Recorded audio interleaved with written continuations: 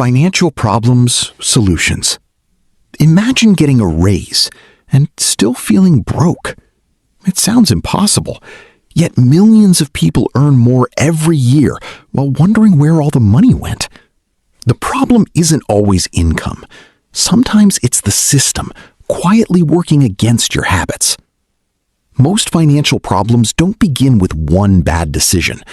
They start with hundreds of invisible ones.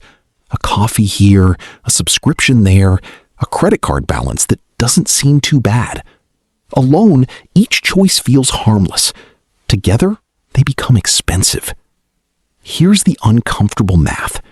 If you spend just $15 a day on things you don't truly value, that's over $5,400 a year.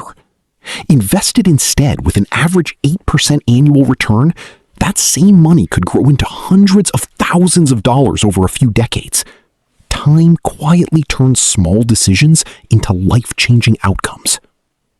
But cutting expenses isn't the whole answer. Many people focus on saving every dollar while ignoring the bigger engine, increasing income.